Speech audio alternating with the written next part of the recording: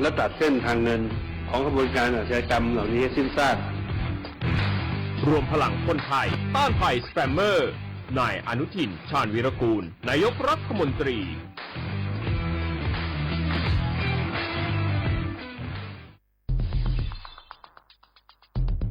แค่3 ปีความเสียหายจากอาชญากรรมไซเบอร์ของคนไทยพุ่งทะลุถึง 94,000 ล้านบาทหรือเฉลี่ยปีละ 30,000 ล้านบาททุก1 ชั่วโมงเราเสียเงินกว่า 3.4 ล้านบาทให้กับมิจฉาชีพออนไลน์โจรไม่เห็นใจคนอาชีพไหนอายุเท่าไหร่สถานะทางการเงินแบบใดหมอพ่อค้านักธุรกิจนักเรียนแม่บ้านข้าราชการเกษียณทุกคนตกเป็นเหยื่อได้เสมอและวันหนึ่งอาจเป็นคุณหรือคนที่คุณรักเพราะจุดอ่อนร่วมของเหยื่อคือความเร่งรีบขาดสติหรือแม้แต่บางครั้งก็เกิดความโลภจนเกินไปอย่าปล่อยให้การกดคลิกเดียวลิงก์เดียวทำให้โจรยิ้มกว้างวันนี้ถึงเวลาแล้วที่คนไทยทุกคนจะต้องร่วมมือกันสร้างภูมิคุ้มกันอาชญากรรมไซเบอร์ช่วยกันหยุดก่อนที่ภัยไซเบอร์จะทำให้คนที่คุณรักและตัวคุณเองกลายเป็นเหยื่อ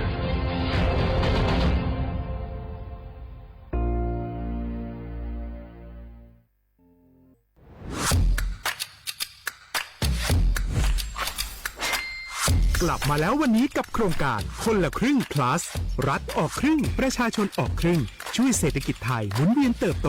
ถ้าเราช่วยกัน plus ต่อยอดให้เศรษฐกิจไทยเติบโตอย่างยั่งยืนด้วย5 plus plus ที่ 1 เพิ่มช่วงอายุผู้เข้าร่วมโครงการจาก18 ปีเป็น16 ปี plus ที่ 2 เพิ่มวงเงินใช้จ่ายจาก150 บาทเป็น200 บาทเพิ่มพลังซื้อของประชาชนเพื่อกระตุ้นการหมุนเวียนในระบบเศรษฐกิจฐานรากลดภาระค่าครองชีพ plus ที่ 3 เพิ่มสิทธิพิเศษด้วยการดูแลผู้ที่อยู่ในระบบภาษีให้ได้รับสิทธิพิเศษมากขึ้นเพื่อสร้างแรงจูงใจให้ทุกคนร่วมอยู่ในระบบอย่างโปร่งใส plus ที่ 4 เพิ่มโอกาสให้นิติบุคคลขนาดเล็กเข้าร่วมได้ให้ธุรกิจเติบโตเป็นกำลังสำคัญของเศรษฐกิจไทย plus ที่ 5 เพิ่มทักษะใหม่เพื่อพัฒนาให้ร้านค้านำความรู้ใหม่ๆมาช่วยเพิ่มยอดขายลดต้นทุนเรียนรู้เติบโต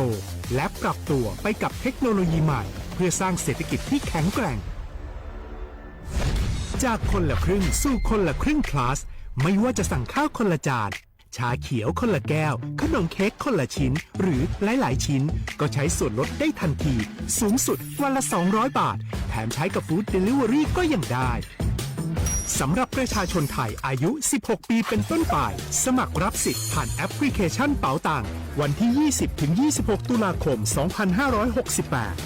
สำหรับร้านค้าที่สนใจร่วมโครงการสมัครได้ผ่านแอปถุงเงินวันที่ 15 ตุลาคมถึง 19 ธันวาคม 2568 แล้วเตรียมพร้อมรับลูกค้าจากทั่วประเทศเพราะนี่คือโครงการที่คนไทยทุกคนช่วยกัน plus เพื่อให้เศรษฐกิจไทยโตไปพร้อมกันโครงการคนละครึ่ง plus ดำเนินการภายใต้เป้าหมายที่ชัดเจนของรัฐบาลในความต้องการกระตุ้นเศรษฐกิจลดภาระค่าครองชีพให้ประชาชนและยกระดับศักยภาพผู้ประกอบการไทยให้พร้อมในยุคดิจิทัลโดยยังคงยึดหลักความโปร่งใสตรวจสอบได้และป้องกันการใช้สิทธิที่ผิดวัตถุประสงค์คนละครึ่ง plus เพิ่มพลังเศรษฐกิจไทยพร้อมโตไปด้วยกัน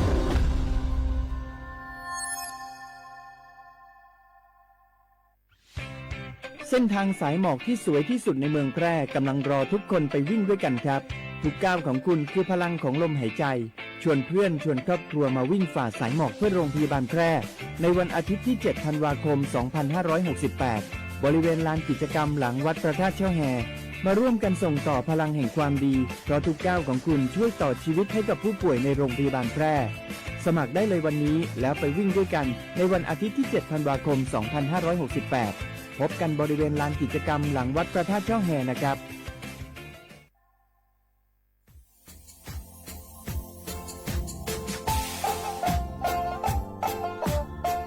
นารัฐมาปีมาซื้อจีชมังโงมัญญาคณะรัฐมนตรีไงมีมติยากกว่าอยู่หัวรำมองเมื่อเหือนยากุลาซื้อหาหนีซื้อกุยังไง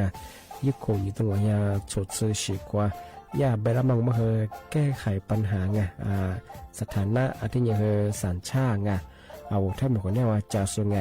อธิบายที่ยากกฎหมายถูกว่าไปรับมองเมื่อเหือไงมาตราที่17ไงแห่งพระราชบัญญัติคนเข้าเมืองไงพอสองงไม่อยากให้ญี่ปุ่นอยากให้หนีตัวยาหนีซึหนีกวางไงเท่าโวถ้ามีคนได้ว่าดูแลโซอาทิตย์เนี่ยคือมันจะจางงเป็นยังไงอาทิตย์เนี่ยโวมีทะเบียนประวัติเธอถูกต้องอยู่ไงอาทิตย์บ้าโวสารว่ายื่นขอสถานะไงคนต่างด้าวเข้าเมืองโดยชอบด้วยกฎหมายที่ดียินหน้าบุตรงาอาทิตย์ทยากฎหมายถูกว่าบรรดามันเป็นไงมาตราที่7ทวีไงแห่งพระราชบัญญัติไงสัญชาติยึดขวงงไปเฮอพศยังไง2508ไง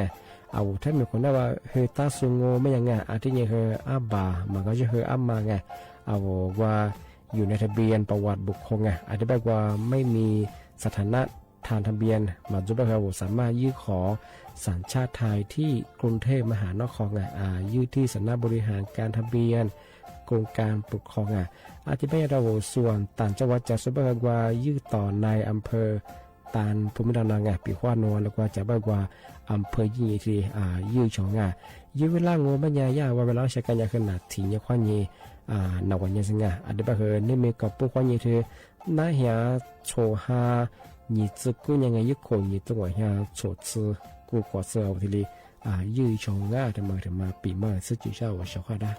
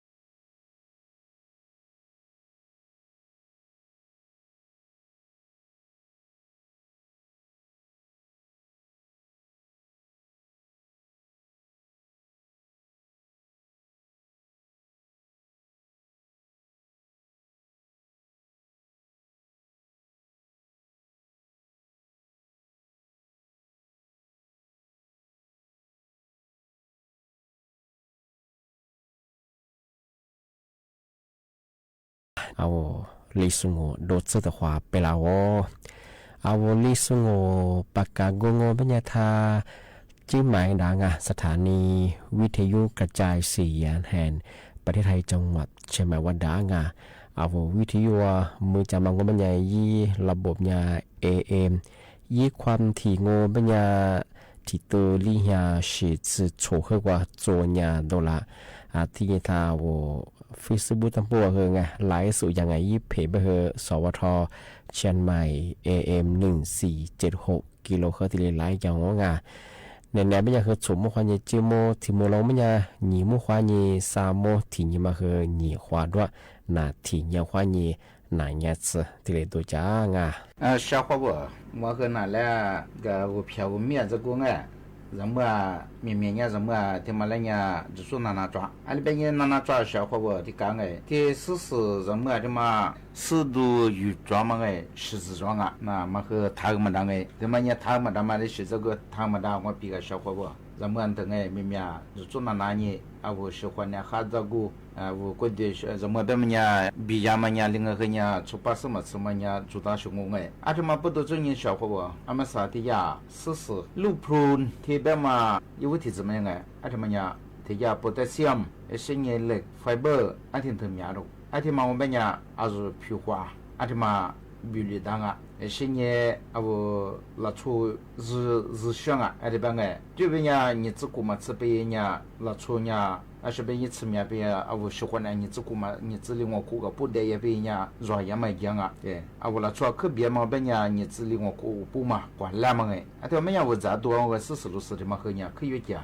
说我别嘛的呀，路普别嘛。个小伙伴嘛，为了送我和嘛生哎，个你说别我呀，这边哎，别说别人家都约说个。这么呢，这个别么呢哎，第吃的哎，是呢第吃的别么我们呢，这家来谈，挺特别的，我喜欢那哈东哎，他的嘛说别些呢提起嘛那个你。嘛别说是吃黑美感，这种是因为维他命 C 的别嘛为什么喝装啊？我喜欢的，我喜欢懒惰吃下东哎，他们呀，嘛我怎么看呀？是的怎么喝哈？是呢安诺体质，小伙伴。你怎么变安诺的嘛？我变小伙伴，我喜欢的，对呀，一看嘛，那一次可么做，我喜欢的他妈哈拉多，对呀，是变也不丁，维他命 B， 是也类，挺特别啊，这嘛我变我喜欢的啦，也不，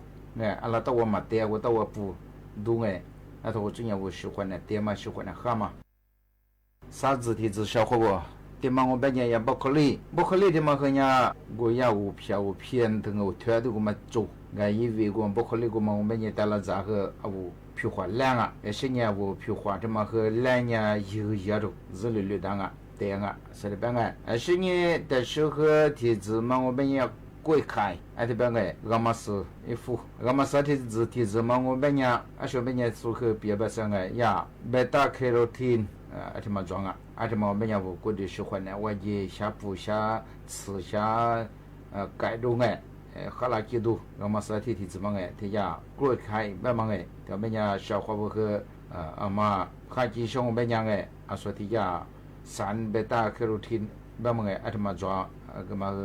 说别别提示嘛了呀阿拉里呀古吃你没感着的，嘛我怎么讲我们呀去看是呢在时候体质小伙伴，他们我们也弗朗，马嘎斯这么呀为了送我和上马嘎斯他们我们呀我没去抓，他们我们小伙伴。提起嘛了呀，维他命 C 的嘛和我体验黑吃米干这种维他命 C 的嘛呀，小伙伴的干吧，皮花啦，喜欢的啦，一时他妈是啥所以吧这么的说和人白的呀，那么意思啦，嘛还是过去喜欢的，我家他妈他妈啦干，他妈啦一改，这么不多些年的别嘛么呀，我一会那边呀。一举装嘛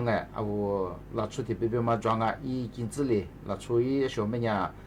花嘛对我最近一股子一子大嘛，这么下对上日料这边他们呀嘛平原上我们呀嘛开始他们和咱人嘛起码这么和哈，所以边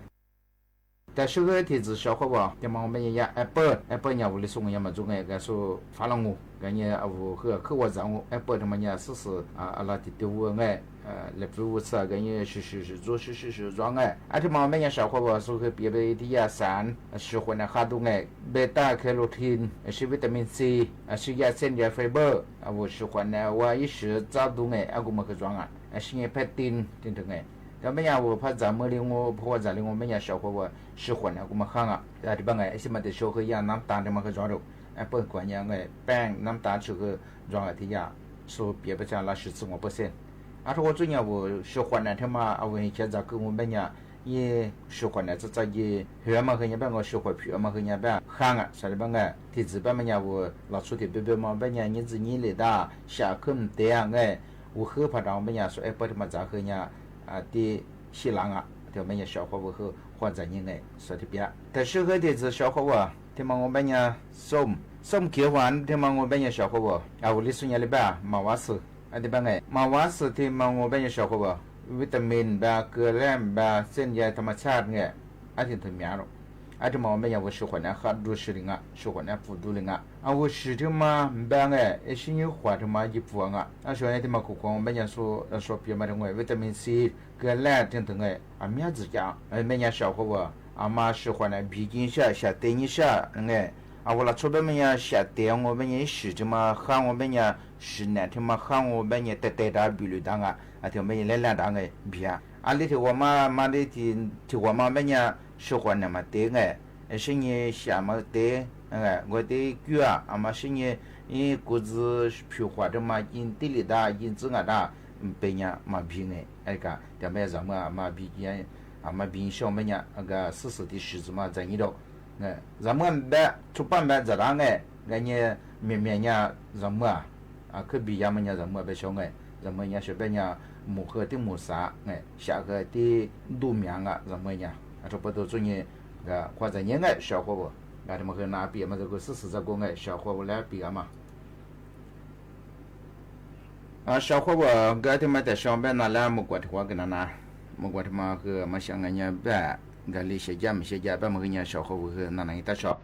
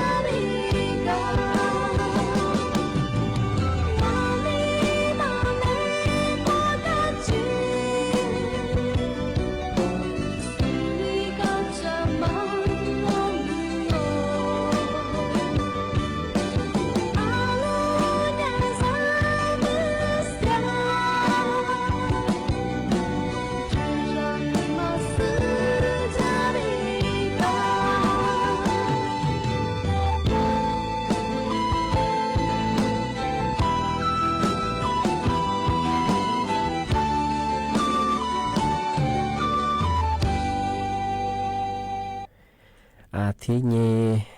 ที่ถึงมังโงเป็นยังไงมสริยากรมควบคุมโรคไงเธอนาชีนาจิตจิสุกว่าจิสุไงยาทีเลประกาศเตือนยิฟลางเอาปัชาบุงมาคือจามโมไม่ใช่จังไงมาสาธิตเมืองฮาลีจังมันยานา